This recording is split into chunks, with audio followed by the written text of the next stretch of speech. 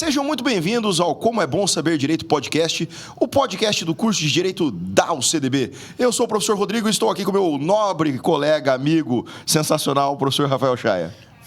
Fala pessoal, estamos de volta aí depois de um longo intervalo em razão das férias universitárias, dando aquela recarregada. Estamos no meio da nossa segunda temporada e hoje com um convidado extremamente especial, nosso amigo, o professor Ricardo Pereira. Já foi conselheiro federal do AB, já foi diretor-geral da ESA-MS, pesquisador, professor de direito penal.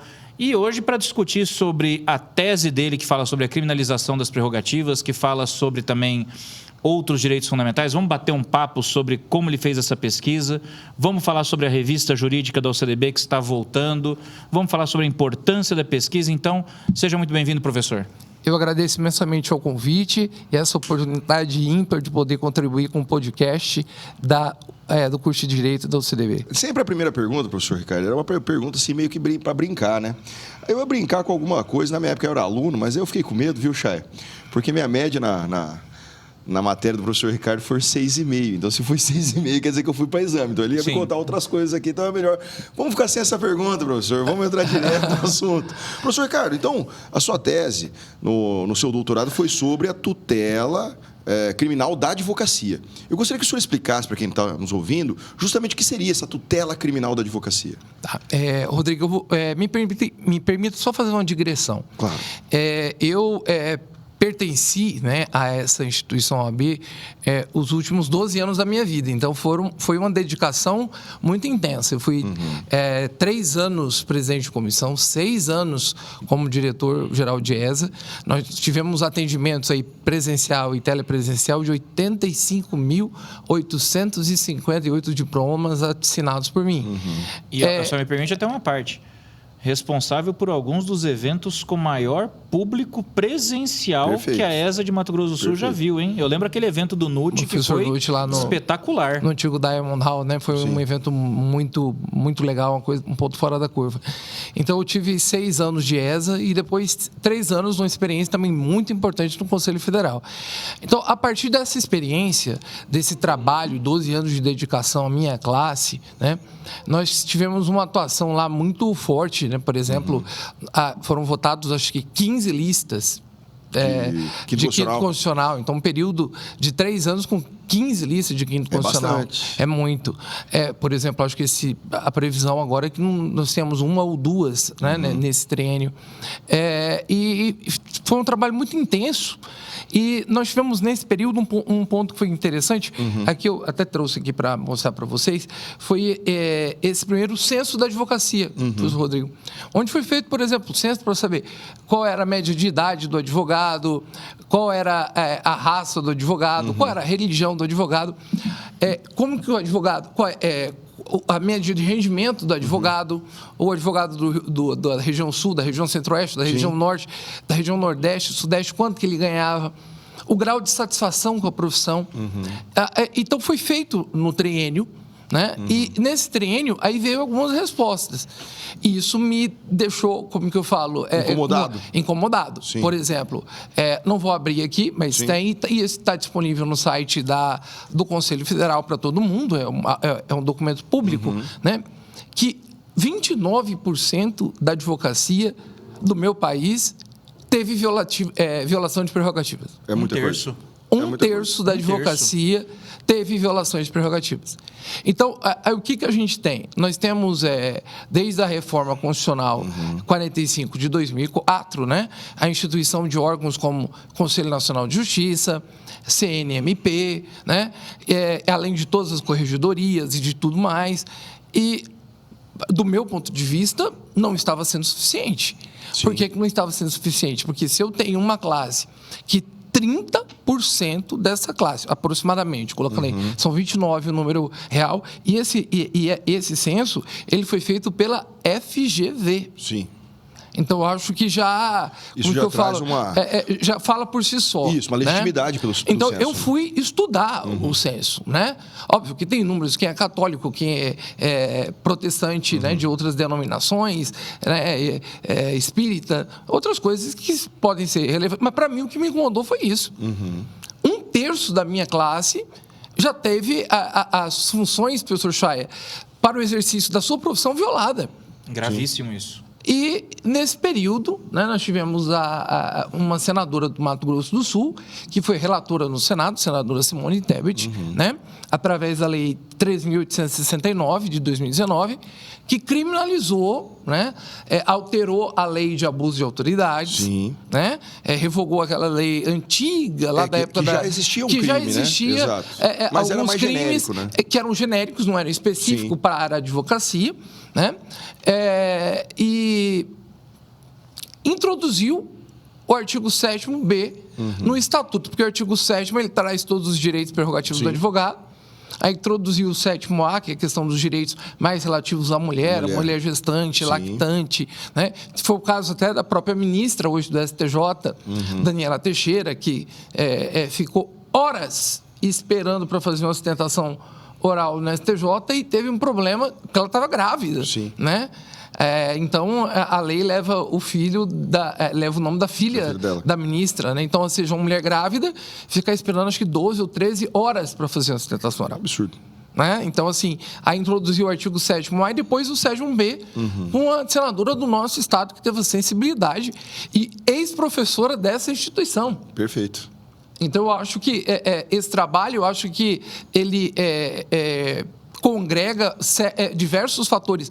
A advocacia, a prerrogativa, o curso de direito da UCDB, porque essa senadora era professora daqui, teve sua filha formada por essa instituição. E eu falei, eu acho que eu tenho que terminar meu ciclo, né, de OAB, né, terminar a gestão ali, trazendo algo para a instituição, né? Para a advocacia, algo mais palpável. Relevante. Algo relevante. Vamos fazer o seguinte, antes da gente começar aqui, a gente estava conversando. Trazer a previsão de violação de prerrogativa como crime, isso resolve? Uma coisa que eu posso dizer para você é que não trazer não estava resolvendo. Perfeito, perfeito. Isso eu te garanto. Sim. Agora, como se trata de uma lei nova, professor Rodrigo, e como eu lhe encontro nos corredores do fórum, e um processo criminal demora 3, 4, 5 anos, né? Isso dentro do devido processo legal, com todas as tramitações. Nós temos uma lei que entrou em vigor em 2020. Então, para o direito penal, ela é recém-criada, com uma alteração em 22, em 3 anos. Eu acho que a gente está num processo de construção. Sim. Né? A gente pode dizer o seguinte, eu não posso te dar resposta que a criminalização da violação de prerrogativa vai resolver o problema. Até porque... Mas o que eu posso te dizer é que sem essa não estava resolvendo. Eu concordo, professor, justamente nessa questão que o direito penal em si mesmo ele tem várias funções e uma delas é prevenir o delito. Né? A comunidade ela entende que aquela conduta é proibida e a partir de então as pessoas, entre aspas, têm medo de serem punidas, então seguirão as regras normalmente. Isso eu concordo plenamente. Eu acho que sem ter uma previsão legal de um crime de violação de prerrogativa, eu acredito que aí, como a gente fala, é barata voa. Faz o que quiseres, que não será da lei. A partir do momento que a gente já tem um padrão, né? Justamente para que as pessoas que, em tese, seriam violadores contumazes, eles falam, opa, agora nós temos que tomar certos cuidados para realmente, né, não ter... Assim, né? a gente costuma brincar, né, que onde tem placa tem história. Desde o advento da Constituição de 88, pelo amor de Deus, o advogado ele não está abaixo do juiz e do promotor. Ele é essencial à administração da justiça. Ele está em nível de igualdade. E a gente percebe que, mesmo estando em pé de igualdade com o juiz e com o promotor, dos 3, o único que tem as prerrogativas violadas odiernamente é o advogado. Sim, sim. Então, quer dizer, a gente precisa apelar para a construção de uma norma para regular uma questão que, se houvesse bom senso, nem necessária seria. Uma questão de Mas mudança. se necessária é porque tem história. Porque tem uma mudança de cultura que tem que acontecer. E os dados mostram isso. O próprio professor falou, 1/3 dos advogados tiveram prerrogativas violadas. Caramba, não era para 1/30 ter. Sim. Imagina 1/3. Sim. Porque, professor Chaves, só fazendo um adendo. Se foi 1/3 da advocacia, eu estou arredondando, né? Foram 29%. 1/3 da advocacia que teve violação de prerrogativa, essa violação, ela geralmente é feita por uma pessoa que conhece a legislação. Perfeito. E que sabe explicitamente quais são os direitos do advogado. Exato.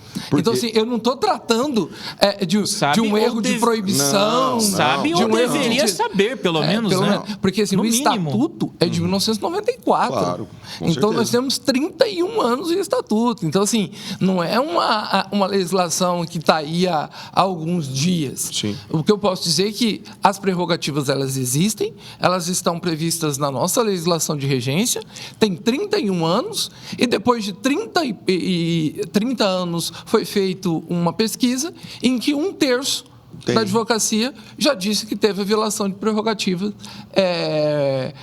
no seu exercício profissional. No seu exercício profissional. Isso faz com que eu consiga visualizar que só a previsão legal não estava sendo suficiente. Sim. Então, uma função do direito penal é a prevenção do crime. Sim. Então, para que a pessoa fale, olha, eu não vou violar a prerrogativa, porque isso pode me trazer uma consequência. Vou prestar mais atenção ao fazer aquilo.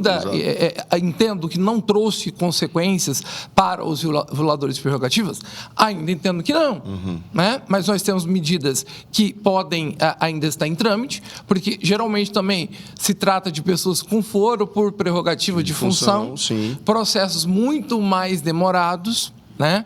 Então a gente tem que ter, como que eu falo, um pouco de cautela, né? As coisas têm que andar dentro do seu tempo, para que a gente possa literalmente ver se isso é algo que vai por si só trazer o resultado. Porque a gente está usando o nível... tipo assim, eu falo com o meu aluno que dentro do velocímetro a gente saiu para o nível máximo. Sim. Porque fora do direito penal eu não consigo nada. Sim. Então, assim, dentro de todas as esferas que eu estou usando, eu apelei, né, o Conselho Federal, vamos para o máximo para ver se a gente consegue diminuir. Para que daqui 10 anos, 20 anos, quando outra gestão fizer um outro censo, esse número, ao invés de 30%, a gente tenha 1/30. Né? Porque, ou seja, eu não estou falando de dar provimento ou negar provimento, eu estou falando, me dê o direito de eu exercer a minha profissão, porque está garantido por lei. E isso tem que ficar claro. Na verdade, a OAB e a própria lei ela não quer prender ninguém. Não. O que ela quer é só que o advogado possa exercer a sua profissão de forma tranquila. Não, e eu não quero aqui trazer nenhum tipo de animosidade, com nenhum tipo de instituição, né? Todo o meu respeito ao judiciário, ao Ministério Público, às funções de polícia, porque o próprio professor Rafael disse que o advogado é essencial, a gente quer estar junto. Sim. A gente quer estar no mesmo par de igualdade. Com certeza. Sem, em nenhum momento, professor Rodrigo, professor Chaya, tentando se contrapor, tendo uma litigância de má-fé, batendo, né, como que eu falo, no judiciário ou no Ministério Público. Não. Até porque se o advogado não tiver um comportamento adequado, para isso você tem um conselho de ética na OAB, você tem as sanções ético-disciplinares. E eu falo para você o seguinte, a minha experiência foi nesse sentido. Porque eu, enquanto conselheiro federal na gestão 2022-2025, né, porque terminou agora 31 de janeiro desse ano, eu atuava na segunda Câmara. A segunda Câmara do Conselho Federal é que julga ética. Então, lá, todos os recursos éticos do Brasil iam para a segunda Câmara. E nós tínhamos uma postura, né, de legalidade. Não passar a mão na cabeça de colegas que erraram. Então, por exemplo, se porventura o colega violou o Código de Ética e Disciplina, violou o seu estatuto, ele é punido. Então, a gente tem um alto número de punições, né, sem passar a mão na cabeça, sem tergiversar. Ah, não, é meu colega advogado, eu vou fazer isso. Errou, não tem meio termo, ele paga. Lógico, dentro do contraditório, dentro da ampla defesa, com autoria e materialidade comprovadas, né, ele vai pagar por aquilo. Se faltou algum requisito, aí vale para todo mundo a presunção de não culpabilidade ou a presunção de inocência.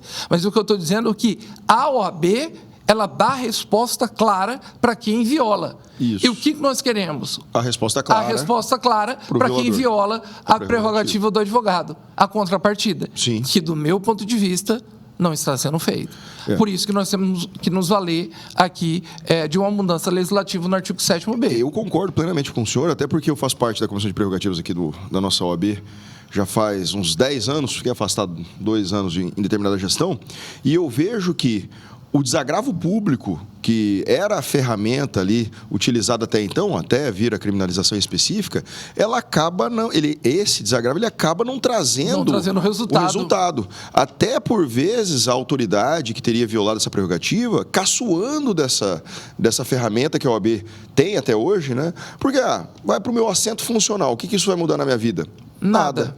E agora, com a criminalização, eu acredito que traz esse impacto de prevenção, penso eu, né? Só que aí, como o senhor falou, e até como porque a pena já é de 2 a 4. Exatamente. Já tem outras situações, porque assim, houve a previsão de 3 meses a 1 ano, depois houve uma outra legislação que aumentou a pena para de 2 a 4 anos. Porque nós que trabalhamos no criminal, 3 meses a 1 ano, para quem é réu primário, é nada, então, né? É suspensão do processo. Então, acabou, né? Você faz tudo. Então, a pena agora já é um pouquinho diferente. Sim. O senhor teve um trabalho muito exemplar, junto com a doutora Silmara, na comissão de prerrogativa. Não vou dar nomes aqui, porque eu não tenho autorização. Uma aluna minha, colega sua, colega nossa aqui, teve puxada pelo cabelo dentro da delegacia de polícia. Sim. Porque foi fotografar um auto de prisão. Sim. Que a lei nos garante o uso desse instrumento. Exatamente. Ou seja, do registro digital. Está previsto em lei que o advogado pode usar. E a mulher foi arrastada pelo cabelo, né? Ou seja, é uma coisa totalmente surreal. Apesar que, com todo respeito, nesse caso não é nem violação de prerrogativa, nesse caso, para mim, é crime. Exatamente. Né? Já entra na crime, não de violação de prerrogativa, entra como crime de lesão corporal, outro crime. Então, a gente tem advogado que apanha na cara, porque eu fui fotografar no interior de São Paulo, a presidente Patrícia Mussolini teve que sair no meio do seu trabalho para atender numa cidade do interior, advogado que levou uma surra, apanhou na cara na frente de todo mundo. Apesar que isso não é violação de prerrogativa. Né? Isso é lesão corporal, e no caso dele, lesão corporal que não foi lesão corporal leve. Sim. Né? Então, lesão corporal grave. Nós já tivemos aqui em Mato Grosso do Sul, até em período de férias, onde eu atuei como representante das prerrogativas, um colega nosso que teve um problema com o cliente dele junto à polícia, ao qual ele foi atender e o policial jogou ele no chão, palavras dele, arrastou a minha cara no asfalto. E aí a comissão foi lá para atender ele e isso aconteceu. E isso não acontece de vez em quando? Não, exatamente. Não acontece de vez em quando. Não acontece de vez em quando. Então, o exercício da advocacia hoje, por exemplo, para você usar o celular, tem muito advogado que apanha na cara. Exatamente. Não obstante, não seja nesse o tema aqui da violação. Para mim já é lesão corporal, é código penal propriamente dito. Exato. Né? Então, assim, eu quis contribuir, né? Ou seja, a advocacia me deu a oportunidade de 12 anos trabalhar por ela, e eu quis contribuir tecnicamente, juridicamente. Estava falando com o professor Rafael, devo lançar essa tese no início do ano. Né? É isso que eu ia perguntar, se vai virar livro. Vai virar livro, professor. Por alguns motivos de saúde, o senhor sabe, eu tive alguns probleminhas esse ano, limitação, muita fisioterapia para fazer, tomando 2 horas do meu dia, eu acabei não ajustando, mas pretendo lançar no início do ano, né? Já tenho até contato com a editora, para que, em base à advocacia do meu país, para lutar pelo seu direito e não deixar a coisa passar em branco. E professor, essa sua iniciativa de transformar em um livro, eu acredito que é excelente. Por quê? Porque hoje o advogado, por exemplo, que quer estudar sobre prerrogativas, ele tem muito pouca doutrina. Eu tive imensa dificuldade. Nós temos uma obra incrível do meu colega, eu fui colega de Câmara com ele, de plenário, um dos maiores advogados desse país, né? Dr. Alberto Zacarias Toron, que tem o melhor livro de prerrogativas. Mas o livro do professor Toron nem está mais à venda. Aí. Ou seja, a gente não consegue nem ter acesso. Sim. Eu, para ter acesso, foi que eu tive contato diretamente com ele, né? Mas é uma obra importantíssima e a gente não consegue ter acesso. Então, o que eu quero trazer, né, em contribuição, né, em retribuição, na verdade, pela confiança que a advocacia do meu Estado teve no meu trabalho, é poder dizer bem assim, olha, não é assim que as coisas funcionam. Sim. Existe uma legislação que nos protege, né? Que não é para afrontar o judiciário de modo algum, não é para afrontar o Ministério Público, nem a atividade policial, mas é apenas para colocar a advocacia no par de igualdade que ela merece estar. Só isso. E nas pesquisas do senhor, professor, o senhor chegou a analisar o motivo dessa violação? Chegou a conversar com as pessoas? Se é uma coisa deliberada? Olha, professor, literalmente, a questão das violações de prerrogativa, os delitos em si, né, são muito variados. A gente não consegue ter uma linha própria de por que a pessoa faz isso e quem tem. Né? É muito esparso, né? Está numa fase muito incipiente. A gente tem uma dificuldade de conseguir essa coleta de dados. E eu não consegui achar uma fonte única do motivo pelo qual eu acho que a gente, eles violam. Inclusive, até eu vou levar essa sugestão. Mas o uso do aparelho celular é o principal. É unânime. Né? Não, eu vou até levar essa sugestão lá para presidente Silmar, presidente da Comissão de Prerrogativas, porque a gente precisa desses dados, né? Precisa. Professor, porque assim, é igual eu brinco com a Lei Maria da Penha, né? A Lei Maria da Penha é muito importante, né? Ela vem para impedir ali os crimes contra as mulheres, mas a gente aumenta penas e as mulheres continuam sendo agredidas. Mas nós temos que atuar antes dela ser agredida. A mesma coisa... Um trabalho pontual, né? Exatamente. A mesma coisa na prerrogativa. Agora nós temos o crime, perfeito. Mas o advogado... a prerrogativa tem que ser respeitada e o advogado não precisa mais passar por isso, para que não tenha que criminalizar ninguém. Eu acho que o importante, por exemplo, a advocacia tem assento nos concursos públicos. Sim. Esse é um ponto a ser cobrado. Sim. A advocacia tem, no papel do magistrado, o papel do delegado, o papel do promotor, né? Em respeito às prerrogativas. Exatamente. No concurso público está sendo cobrado? No concurso público? Está sendo cobrado no concurso público? Sim. Vamos fazer com que o Conselho Federal exija que o Estatuto da Advocacia faça parte da ementa. Perfeito. Para os editais. Exatamente. Porque a pessoa tem que saber que o artigo 7º-B existe e ele tem que respeitar. E professor, sabe o que me indigna, assim, nessa questão de violação de prerrogativas, nesse tempo que eu passo lá? É que são umas coisas tão bobas, assim... Que poderiam ser resolvidas. Ó, eu vou trazer um caso de um cliente meu, né? Em determinada unidade prisional, aí ele tinha que tirar, né, a medida restritiva dele de tornozeleira. Aí ele me liga, né? Saiu o alvará, tudo certinho, né? E aí ele foi na unidade, 14h. E o pessoal chegou lá e falou assim, ó, a gente não tira isso aqui não, hoje é só amanhã. Acho que estava trocando plantão, enfim. Eu falei, mas não pode, né? Tem o alvará, já foi expedido ofício, que a gente faz todo aquele trâmite, que às vezes o cliente não sabe, os acadêmicos não sabem, que não é só expedir o alvará, né? Nossa, tem que expedir o alvará, burocrático. Tem que chegar o ofício no local. órgão, aí você tem que ligar, tem tudo isso aí, tá tudo preparado. Aí chegou lá, falaram, ele me ligou, doutor, não vão tirar minha tornozeleira. Peraí que tô indo aí. Cheguei lá, toquei a campainha. Gostaria de falar com o diretor ou alguém responsável. Quem é o senhor? Sou advogado. Aí ele mandou, não atenda advogado aqui. Eu falei, peraí. Não dá, né? Não atendo advogado. A legislação expressamente lhe garante o acesso aos estabelecimentos, né? Nem que seja, não ia criar caso, só ia perguntar para ele o porquê. Ok, não recebe pelo interfone, não nem abriu a porta. Aí liguei para a doutora Silmara muito prontamente, né? Eu sou membro da comissão também. Doutora Silmara é uma lei. É uma lei. Né? Ela falou, doutora... Indispensável advocacia do Estado. Medalha Heitor Medeiros com louvor. Exatamente. Um advogado acima da... Doutora Silmara, assim, acima da média. Eu não estou acostumado, eu trato mais a prerrogativa do lado quando, por exemplo, a busca e apreensões. O acompanhamento, exato, né? Que inclusive é um dos casos de crime, né? Se não tiver. E aí ela que acompanha os advogados quando eles têm esses problemas de acesso, né? Eu liguei para ela, falei, tem algum problema de acesso nessa unidade aqui? Ela falou, não, Rodrigo, é normal, tem alguma restrição? Ela, não. Eu falei, a senhora pode me passar o telefone do diretor, então? Posso. Aí liguei para o diretor. Falei, diretor, tudo bem? Aqui meu nome é Rodrigo, sou da Comissão de Prerrogativas. Tem um advogado que está tentando conversar com os servidores dentro ali da unidade prisional. Eu gostaria de saber se não recebe advogado. Ele falou, claro que não, doutor. Claro que recebe advogado. Vou verificar agora. Aí, 10 minutos. Doutor Rodrigo, eu gostaria de saber se isso é um problema pessoal do senhor ou se é da comissão da OAB. Eu falei, exatamente, é um problema pessoal de um membro da comissão de prerrogativa da OAB que o senhor está violando a prerrogativa. Tã! Na mesma hora as portas se abriram e aí tudo acontece. Agora, eu acho que não precisava disso. No primeiro toque de campainha era só me atender e falar, doutor, aqui nós estamos trocando plantão aqui, tem como o seu cliente esperar um pouquinho? Tem, vai ficar esperando. Conversa, né? Só. Agora, a pessoa chegar todo nesse nível... O uso da arbitrariedade, né, como forma de impor a sua autoridade, né, e não a conversa. Mas não é possível nesse momento, por causa disso, por causa daquilo. Exatamente. Quantas vezes para nós também não é possível? Exato. A gente pode não atender, eu posso não atender um cliente nesse momento por estar gravando aqui. Exato. Isso faz parte. Então, assim, às vezes é um pouquinho de intransigência. Não é? E aí sabe o que me chocou? O que me chocou, professor Ricardo, é que é o seguinte, a partir do momento que foi o advogado lá, aí fecharam as portas. Agora, quando o advogado ele é alguma coisa, aí libera. é isso que me deixou chocado nessa conversa que eu tive com ele. Não, porque não sei o que é pessoal... E não pode haver diferença de tratamento. Não pode acontecer. Que eu acho que a gente tem que trabalhar para isso. Eu acho que todo advogado, ele é o primeiro bastião da defesa da prerrogativa dele. Com certeza. E aí, só que como ele não tem uma carteira, ele não faz parte de algum lugar, aí não, então deixa o camarada lá. Parece até contratos, assim, contratos leoninos que algumas empresas fazem, né? Com todo mundo. Aí só quem reclama, tira a cláusula. Quem não reclama, passa batido. E eu acho que isso é gravíssimo. É gravíssimo. Concordo em gênero e grau. Professor Ricardo, então assim, a gente percebe que o senhor desenvolveu uma pesquisa que é extremamente interessante, que felizmente vai ser compartilhada, porque vai virar livro.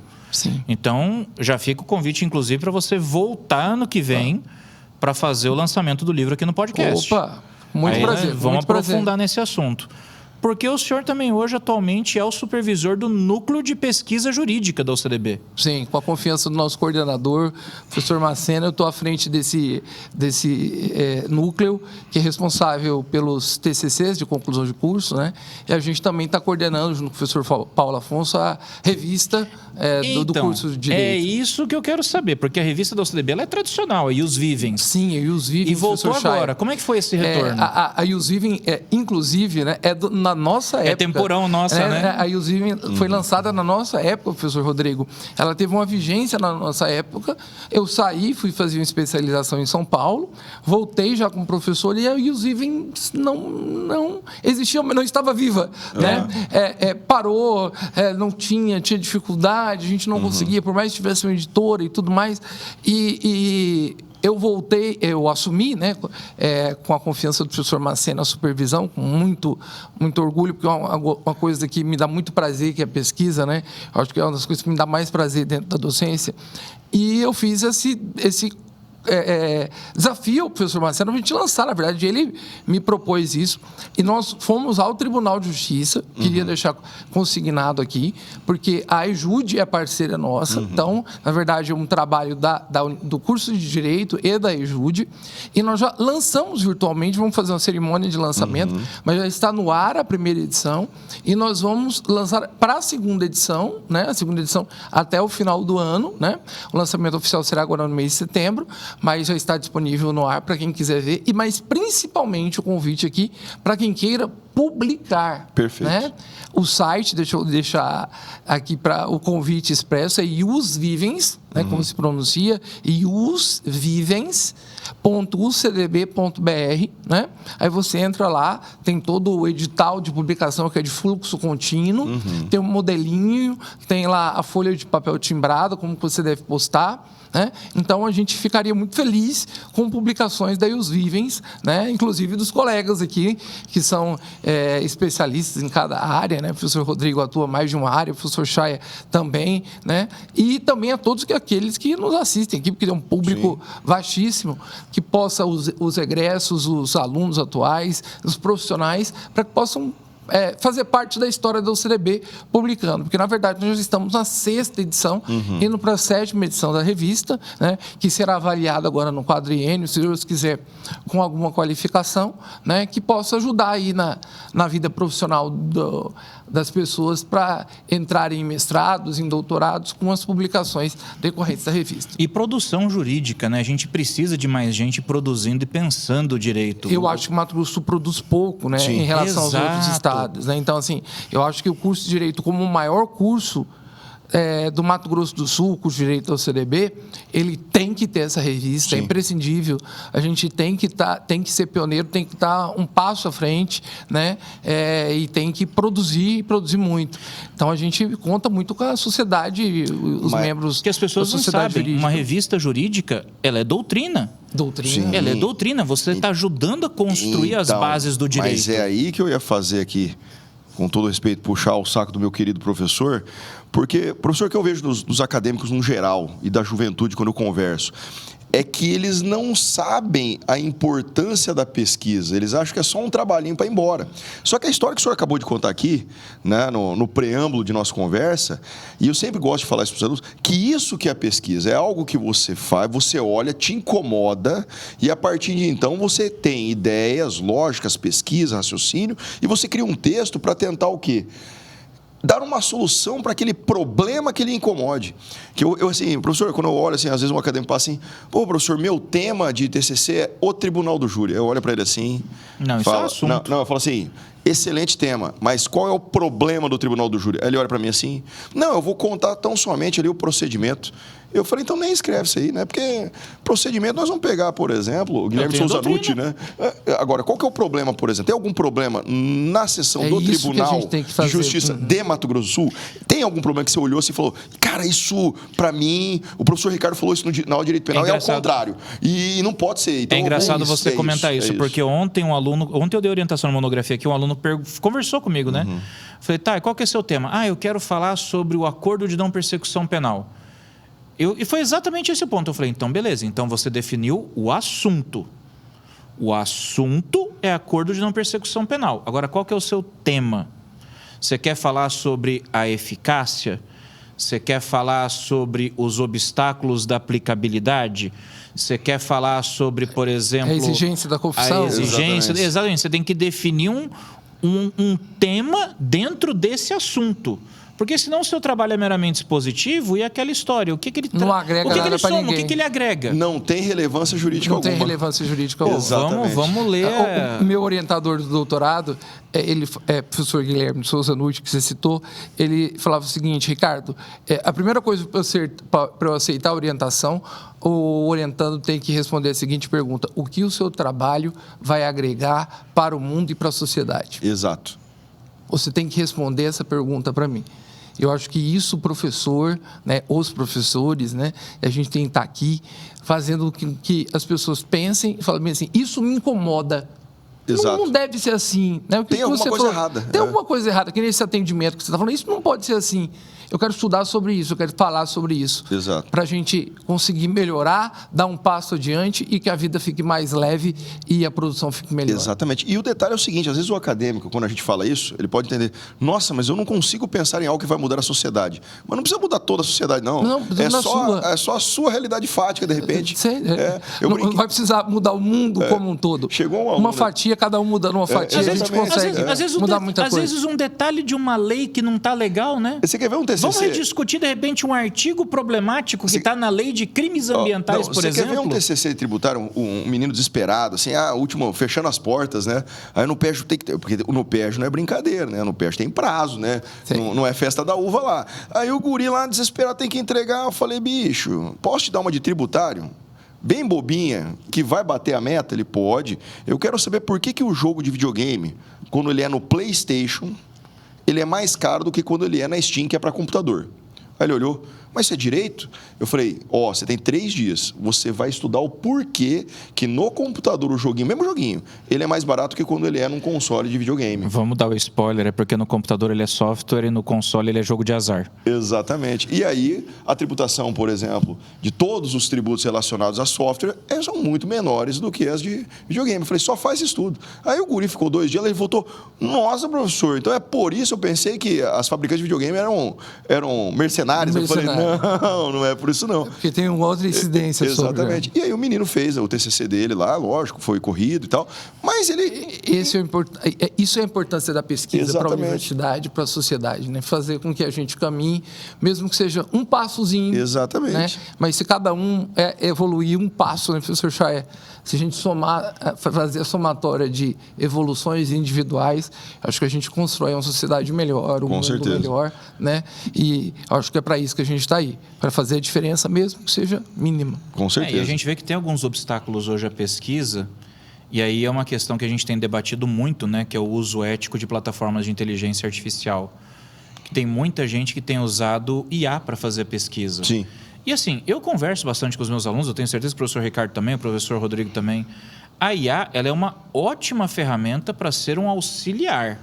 Sim. Mas você não pode colocar ela para fazer a pesquisa para você, porque ela vai alucinar, ela vai inventar dado, ela vai inventar fonte. E ainda que ela consiga te organizar um texto relativamente legal, ela não está trazendo nada de novo. O pessoal fala assim, a IA é generativa. Não, na verdade ela é derivativa. Ela pega coisas que já existem e ela simplesmente faz algo a partir daquilo que já existe.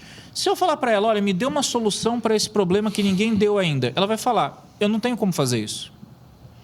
Então, a gente precisa sempre também conscientizar o aluno que faz uso dessas ferramentas de inteligência artificial hoje, que o objetivo da pesquisa é exatamente esse que o professor Ricardo está falando. É a construção do pensamento crítico. Perfeito. É o cara poder pegar, olhar e falar, caramba, isso aqui está errado, como é que eu vou resolver isso? E não confiar apenas que a máquina vai fazer isso para você. Porque senão você começa a alimentar um conteúdo gerado por máquina que, trocado por nada, não adianta nada. E eu acho o seguinte, Rafael, como você disse, a IA ela pode ajudar, ela está aí, é uma realidade, a gente não tem como... Eu acho que é algo igual o carro elétrico, estou dizendo assim, é algo que não vai voltar, né? Vai chegar um dia que não vai ter jeito. É o ponto de inflexão. Como ela vai ficar algo comum para todo mundo tem acesso a uma IA pelo seu celular, eu acho que o mundo vai ser para aqueles que conseguem utilizar a IA como apoio. Perfeito. Mas não como fim. Exato. Aquele que consegue contribuir além da IA. Então, a pesquisa, eu acho que pode usar até a IA para contribuir, mas, ao mesmo tempo, o plus, né? Aquele algo a mais. A inventividade, a criatividade. Humana. A criatividade. Que vai fazer o pesquisador, que vai fazer o profissional e que vai fazer o ser humano melhor. Eu acho que é o que vai além da IA. E eu ainda o vou elemento além. humano. Quem utilizar a IA de maneira correta, as pesquisas serão muito melhores. Com certeza. Porque você vai ter uma velocidade de análise. Por causa do ganho de tempo. Exatamente. Porque eu acho que o grande problema de fazer uma pesquisa jurídica, por exemplo, é que você tem uma série. Quem vai fazer uma pesquisa séria, né? Uma série de doutrinas que você precisa ler e compilar dados e acertar. E aí achar contradições. E quando era naquela época do fichamento, demora, você tinha todo um trabalho primeiro de leitura para depois todo um trabalho de escrita, né? Que hoje ele pode ser auxiliado nessa questão com a IA. Mas não é colocar lá, o meu tema é esse, faça um TCC. Aí não... mas daí você vai cair na você vai para banco. Exatamente. Não, aí você vai para banco, o cara não sabe o que está escrito. Explica teu tema aí, não sei. Eu vou falar para os senhores a pergunta. Eu geralmente tenho feito bancas, professor Ricardo, com a professora Kleine, né? E aí a minha pergunta é uma só. Qual é a relevância jurídica do seu tema? Exato. É só essa. Aí trava tudo, vira. Porque aí você vê que o acadêmico realmente ele não se inspirou. Não teve pesquisa. Não teve né, pesquisa. É que exatamente. Sua pergunta, ela vai direto para o pesquisador. Exatamente. Se ele não pesquisou efetivamente para contribuir, aí ele não tem como responder uma pergunta dessa monta. Exatamente, ele fica travado. Professor, eu acho que a pesquisa ela precisa ser incentivada, né? Como o senhor pensa que a gente deve incentivar nós professores, né? Eu em especial, como é que eu posso incentivar meus alunos a pesquisarem? Como é que eu posso trazer esse brilho no olhar que eu vejo que na nossa época lá atrás, quando o senhor falava, e aí agora eu vou entregar, o professor Ricardo era muito exigente na prova, e aí eu briguei com ele. Então eu demorei 20 anos para falar isso para ele. Mas eu lembro que o senhor, quando estava ali se postando como professor, falava, vocês têm que estudar, porque precisa passar no concurso, e por isso que a prova é desse jeito. E outro detalhe, tem que pesquisar, porque o TCC está chegando, vai estudar. E aí falava isso, porque tem que ter um problema. E eu me pegava pensando assim, problema, não vejo problema nenhum, tá tudo lindo. Aí, de repente, veio aquele... E o meu estalo de TCC, foi em 2007 que eu apresentei o meu, foi justamente sobre união homoafetiva. E aí, na época, o nosso glorioso professor Delmiro, eu fui falar com ele, e eu sempre atrasado, viu, professor Ricardo? O no perde sempre os seus prazos, eu sempre esquisito, né? Aí eu fui falar com o professor Delmiro, eu falei, professor Delmiro, eu queria que o senhor me orientasse. Ele, não tem mais vaga. Eu falei, mas professor, pelo amor de Deus, estou desesperado aqui. Ele, não, qual que é o seu tema? A união homoafetiva. Aí ele olhou para mim, mas qual que é o seu problema com isso? Eu falei, meu problema é o seguinte, eu não sei por que a pessoa homoafetiva, ela não pode casar. Sendo que, para mim, é uma questão nocível, é uma questão de junção de patrimônio e garantias depois de divórcio e tal. Aí ele olhou para minha cara, você tem razão. Eu falei, então pode fazer. Né? E aí eu fiz uma pesquisa, assim, muito bacana. E na época eu estava no Exército, sofri preconceito dentro do Exército, você acredita? Nossa. Porque eu comprei um livro, eu lembro como se fosse hoje, eu comprei um livro de história da homossexualidade na época, e o nome do livro, professor Ricardo, era Born to be Gay. E você levou você levou pro quartel. Cara, eu tava de serviço. Você levou pro quartel o livro. Estudar? Eu tava de serviço. Eu ia ficar lá, 6 horas fazendo nada, né? Porque eu era oficial de dia, então eu não ficava na guarda. Falei, vamos fazer aqui mesmo o TCC. Só pra deixar claro pra quem tá ouvindo a gente, bullying é crime, artigo 146A do Código Penal. Mas tem gente que merece. Mas o que eu vou fazer? Aí fui lá, aí você chega do serviço, né? Coloca sua bolsa lá no alojamento, fui lá tomar banho. Quando eu volto, tava assim, todos os tenentes olhando assim... Essa aí correr. Eu falei, ué, que bom que é, né? Esse livro que você está lendo. Eu falei, não, meu TCC. Que mané TCC? Aí crise, né? Aí eu tive que explicar aquela coisa toda. Mas foi uma pesquisa que na época também tinha pouca doutrina a respeito. Na época, 2007, né? 2007 não Não tinha nada. Porque a DIN 4277 só veio em 2011, né? 4 anos depois. Mas aí tinha aquela nobre desembargadora Maria Berenice Dias. Rio Grande do Sul. Aí eu liguei para ela, que ela era das primeiras. Uma grande ela juíza. foi a pioneira a tirar das varas de empresarial, a vara civil, a união homoafetiva, e trazer para a vara de família. Foi uma das primeiras. Liguei para lá, pensa uma senhora, gente boa. Ela é genial. Então, ela assim, para eventos da ESA, ela é genial. E aí liguei para ela, falei assim, eu estou desesperado, que desembargador, sou um acadêmico do Mato Grosso do Sul. Ela falou, fica tranquilo, eu vou te mandar meus livros. Ela mandou todos, e aí estudamos. E aí que eu falo assim, foi uma pesquisa que eu era militar, e assim, isso me tocou ali, até para os colegas na época, que mudou toda a minha perspectiva a respeito de tudo isso. De toda essa questão de homofetividade, uma questão de preconceito, e que se eu não tivesse feito essa pesquisa... Você não teria mudado. Talvez eu teria uma outra visão. E aí, como uma pesquisa é importante. E aí, eu falei que eu fico emocionado com essa história, né? Pelo preconceito, a desgraça, e o professor Ricardo me dando 0 na prova. Mas, não foi 0. não foi. Mas assim, o que a gente pode inspirar esses alunos, professor? Que essa sua história é muito bacana, que o senhor se inspirou, mas quando a gente chega para o aluno, ô, meu filho, vamos fazer, início de semestre, né? Início de ano, primeiro semestre. Professor, é aquilo que eu faço todo dia. Eu entro na sala de aula e falo o seguinte, nós somos 1.400.000 advogados no Brasil. Você tem a oportunidade de nem ser advogado, de não passar no exame do OAB. Sim. Você tem a oportunidade de passar no exame do OAB e não fazer sucesso na profissão. E você tem a oportunidade de passar no exame do OAB, ser um advogado de sucesso, ganhar dinheiro, porque eu não estou falando que é a finalidade, mas que é importante, Sim. Ser reconhecido por aquilo que você faz. Se você não é filho de alguém que tem importância, né, como eu, que não sou filho de ninguém da área do direito, só resta um caminho. Estudar, estudar e estudar. Buscar o novo, buscar a saída, ver o detalhe, né? Esses dias estudei 7 horas para achar uma prescrição num processo. Então, é através da minúcia, através do detalhe. Então, eu sempre trago as coisas que eu faço no meu dia a dia para dizer o seguinte, é difícil, mas é possível se você tiver dedicação. E pesquisa é solidão, dedicação e resultado. Sem isso, a gente não dá um passo à frente. Então, tento fazer com que nasça neles esse espírito do pesquisador, porque o bom advogado, antes de tudo, é um bom pesquisador. Com certeza. Porque senão a gente não evolui. Perfeito. Com certeza. Nosso tempo está acabando. Uma pena. Considerações finais? Considerações finais professor Ricardo, eu fico muito feliz de ter o senhor aqui. Todas as conversas que nós temos são sempre... vão além da minha expectativa. E eu acho que a gente precisa conversar mais. Eu acho que nós, professores, os acadêmicos, esse podcast é o espaço aberto para trazer novas ideias e elevar o curso de Direito e a nosso CDB sempre além. Eu só gostaria de agradecer e que a gente possa, um belo dia, professor Ricardo, sentar em off e conversar mais sobre isso e trazer mais teses sobre violação de prerrogativas, sobre criminalização dessas violações, para que a gente possa também, a advocacia fique melhor e cada vez mais profícua. Porque o que o professor Ricardo fez hoje, gente, é dar um exemplo da finalidade da pesquisa. A pesquisa não é só você sentar, escolher um tema, vou escrever sobre ele, vou entregar e vida que segue. Não, cara, você pode muitas vezes abraçar uma pesquisa e transformá-la no trabalho da sua vida. Perfeito. Você Perfeito. pode se dedicar àquilo, você pode deixar a sua marca. Tem uma frase que eu acho legal, que uma das formas de você atingir a imortalidade é você deixar a sua marca em vida de alguma forma. E uma das formas como você pode fazer isso é construindo conhecimento. Quantos autores seculares que são referência do direito são mencionados até hoje pelo conhecimento que eles desenvolveram por meio de sua pesquisa? Sim. E qualquer um, é o caminho que o professor falou. É pesquisa, é dedicação, é a excelência, cara. É você não ter medo de realmente buscar se dedicar a algo que você acredita.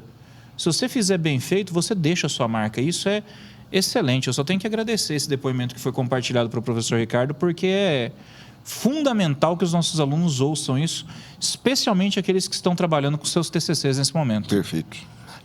Eu gostaria aqui de agradecer, né? Agradecer o Rodrigo, foi meu aluno. Dizer para você que você não brigou comigo, você apenas reivindicou dentro dos seus direitos, como advogado que foi, e é brilhante dentro do seu exercício. Agradecer meu colega Chaya, meu colega de turma, mais novo, vamos aqui... Um menino. Dar nomes, né? Ele era 2 anos na turma, 2 anos antes da minha.